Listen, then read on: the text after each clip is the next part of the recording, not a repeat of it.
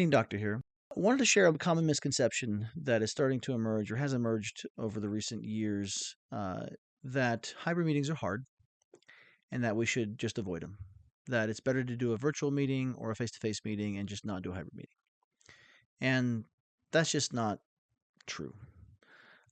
Yes, hybrid meetings do introduce a layer of complexity that is new for many people, right? Even now.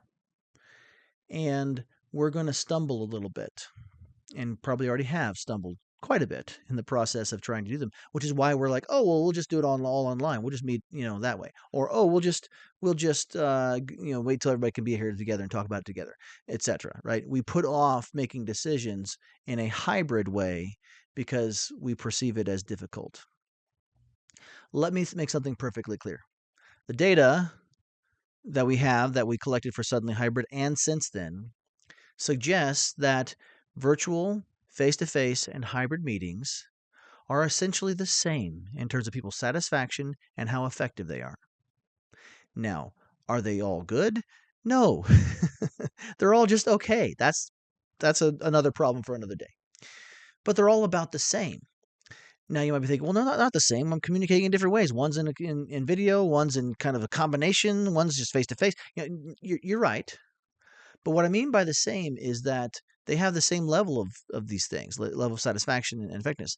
What's different, though, is what's causing them to not be as good as they could be, right? And that is what's different between a face-to-face, a virtual, and a hybrid meeting, right? The hybrid meeting, what makes it not as good as it could be, can be at times the hybridity, the challenge of communicating between modalities, as it were. You have people that are online, you have people that are in person, and it's easy to just end up talking to the people in person and forgetting the people online. That is a problem. That's a challenge of hybrid meetings.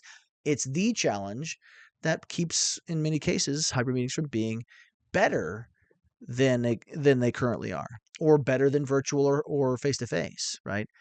Virtual has its own set of problems, and face to face has its own set of problems. But my point is, there's no need to avoid hybrid meetings. They're not objectively worse than the other forms of meetings that I generally recommend. The one caveat to all of this is there is a modality that I absolutely 100% do not recommend at all, and that is the teleconference.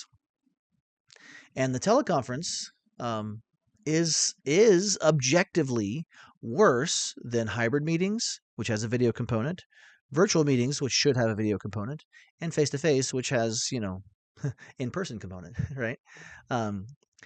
So we'll talk more about that. I'll share a little bit more about that some of the time as to why I think, the face-to-face, virtual, and hybrid are so much better than a teleconference. But for now, the point is, hybrid meetings, they're worth doing. And they're worth recognizing that they're not perfect, and they're worth practicing to get better at them. Because as we do that, then we unlock the use of that form of meeting, and then we just have to figure out, how do we meet? How do we bring people together in the urgency that is necessary? Because sometimes decisions need to be made quickly.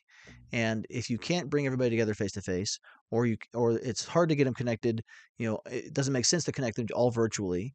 Hybrid is perfectly fine. And we should embrace it a little bit more when we need to.